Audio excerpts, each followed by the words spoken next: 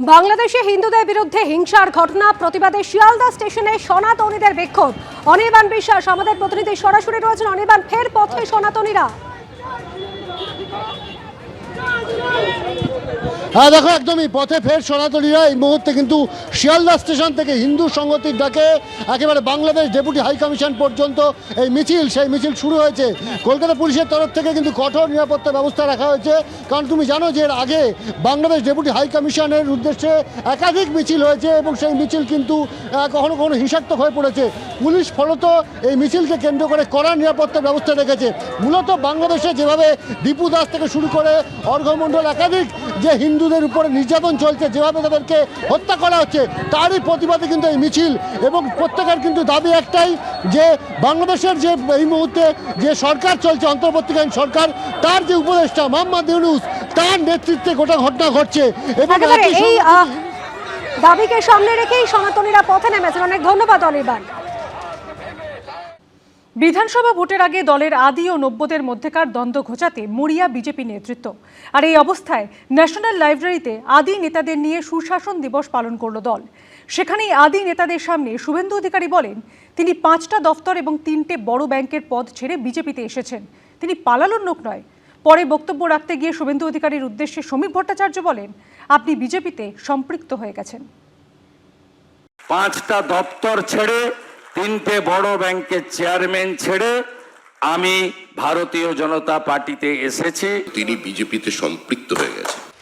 বিধানসভা নির্বাচনের আগে বসে যাওয়া আদি নেতাদের ফের সক্রিয় করে ভোটের ময়দানে নামাতে 25শে ডিসেম্বর অটল বিহারী বাজপেয়ীর জন্মদিনকে বেছে নিয়েছিল বিজেপি।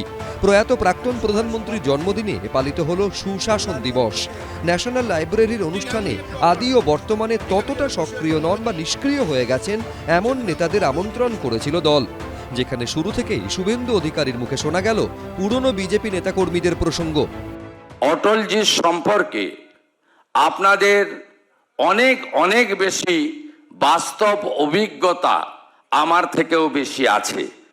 আপনারা যে কোনো সময় আমার সঙ্গে কথা বলার জন্য ডেকে পাঠাতে পারেন অথবা কলকাতায় আসতে পারেন।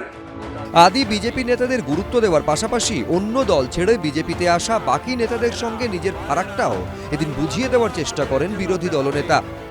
কোনো কিছু না পাওয়ার উদ্দেশ্য না নিয়ে রাজনৈতিক দলের পরিবর্তন ঘটে।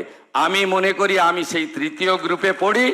5টা দপ্তর ছেড়ে 3টে বড় ব্যাংকের চেয়ারম্যান ছেড়ে আমি ভারতীয় জনতা পার্টিতে এসেছি। ভারতীয় জনতা পার্টিকে আমাকে আমন্ত্রণ করেছেন যশস্বী নেতা অমিত শাহজি, আমন্ত্রণ করেছেন তৎকালীন রাজ্য সভাপতি দিলীপ বাবু, আমন্ত্রণ করেছেন।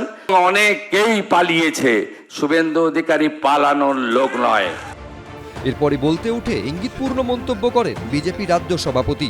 তৃণমূলের এই আগ্রাসনী রাজনীতির বিরুদ্ধে চোখে চোখ রেখে লড়াই করেছেন এবং আমার আগে তার বক্তৃতায় তিনি বলেছেন তিনি দপ্তর ছেড়ে এসেছেন, তিনি আমন্ত্রণে এসেছেন, এগুলো সবই অতীত।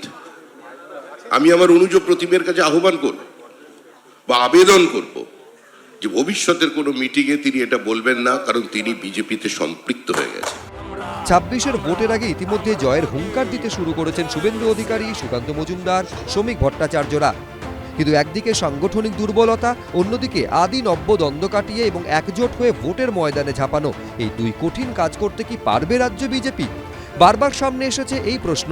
তীব্র কটাক্ষ শোনা গেছে বিরোধীদের গলাতেও। এই আবহে বৃহস্পতিবার আদি নব্যর দূরত্ব ঘোচাতে মরিয়া চেষ্টা করতে দেখা গেল রাজ্য বিজেপি নেতৃত্বকে।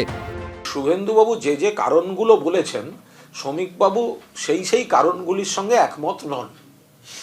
তো সেই কারণেই সমীক, যেহেতু বাংলাটা ভালো বলেন, ঠান্ডা মাথার বক্তা, সেই জন্য তিনি ওই অপব্যাখ্যাটা বন্ধ করার অনুরোধ করেছেন। এদিনের কর্মসূচিতে বিজেপির একাধিক আদি নেতারা থাকলেও ছিলেন না প্রাক্তন রাজ্য সভাপতি দিলীপ ঘোষ। শুভেন্দু অধিকারী, সুকান্ত মজুমদার, সমীক ভট্টাচার্য, সুনীল বানসাল, তারা তাদের বক্তব্যের মাধ্যমে একেবারে একসাথে আদি নব্য বিভিন্ন বিজেপি কর্মীদের তারা একসাথে নামাতে চাইলেন রাজনীতির ময়দানে।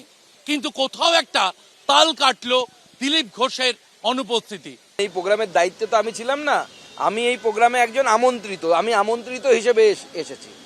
যারা দায়িত্বে ছিলেন বা আমাদের রাজ্য সভাপতি এই বিষয়ে আলোকপাত করতে পারবেন। বিজেপিতে একাধিক গোষ্ঠী রয়েছে, দিলীপ ঘোষ, সুকান্ত মজুমদার, শুভেন্দু অধিকারী, শ্রমিক ভট্টাচার্য, একাধিক গোষ্ঠী রয়েছে। একদিকে আদি, একদিকে তৎকাল, একদিকে অন্য দল থেকে আসা, এসব নানা রকম গোষ্ঠী রয়েছে। এরা নিজেদের মধ্যে একদম বিভক্ত।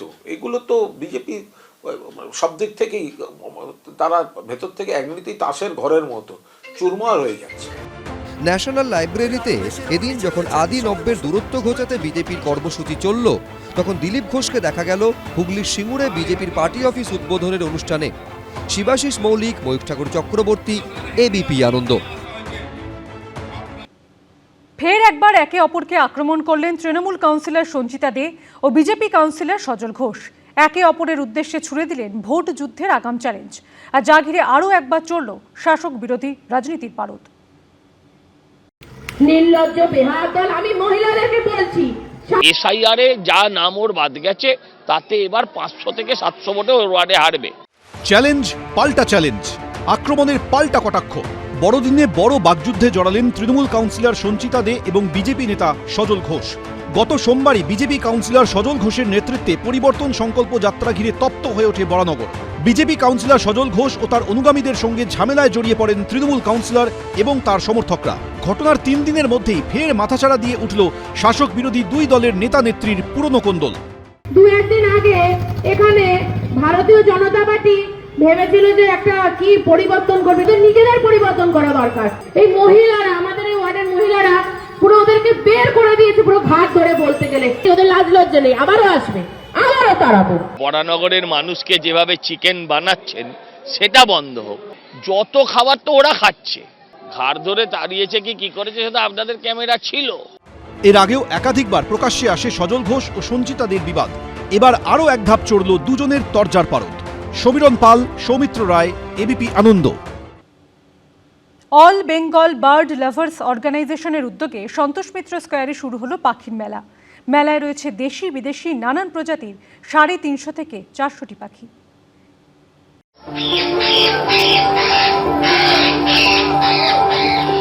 শীতের সন্ধ্যায় মাঠ জুড়ে ম্যাকাও কাকাতুয়ার মেলা।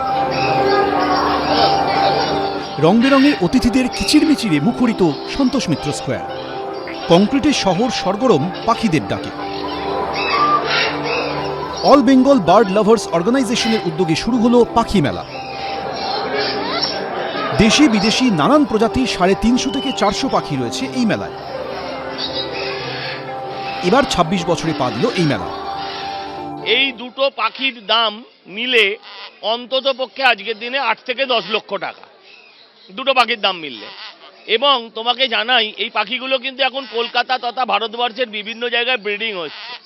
হাজার হাজার বেকার ছেলে তারা এই কাজে যুক্ত হচ্ছে, লিপ্ত হচ্ছে।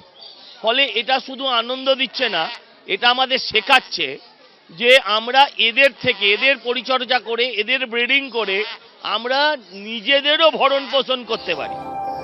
পাখির সঙ্গে রয়েছে California king snake, angora rabbit, hamster প্রভৃতি।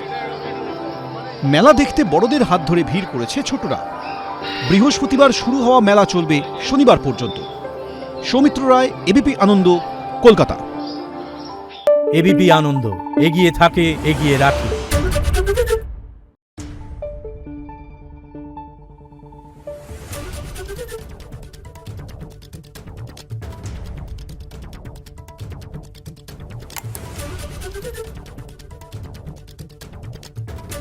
Thank you.